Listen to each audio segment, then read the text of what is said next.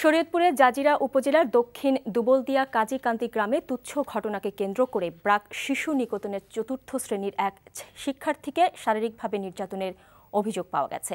ব্রাক শিশু নিকেতনের শিক্ষার্থী ও নির্যাতিতার মা অভিযোগ করেন, গত সোমবার স্থানীয় প্রভাবশালী ওসমান কাজীর ছেলের সাথে স্কুলে খেলাধুলা নিয়ে ঝগড়া হয় একই স্কুলের ছাত্রী দীপা আক্তারের। খবর পেয়ে ওসমান কাজী তার স্ত্রী স্কুলে গিয়ে দীপাকে কিলঘুষি ও লাথি মারে। এক পর্যায়ে মাথার চুল টেনে হিঁচড়ে ও ঝাড়ু দিয়ে পিটিয়ে ওই ছাত্রীকে আহত করে তারা। পরে দীপার অভিভাবকরা এসে গুরুতর আহত অবস্থায় তাকে উপজেলা স্বাস্থ্য কমপ্লেক্সে ভর্তি করে। এ ঘটনায় দীপার বাবা জাজিরা থানায় লিখিত অভিযোগ করলে পুলিশ রাতেই ওসমান কাজীকে আটক করে থানায় নিয়ে যায়। পরে স্থানীয়রা মীমাংসার আশ্বাস দিলে পুলিশ ওসমান কাজীকে ছেড়ে দেয় বলে অভিযোগ করেন নির্যাতিতার মা চন্দন বানু।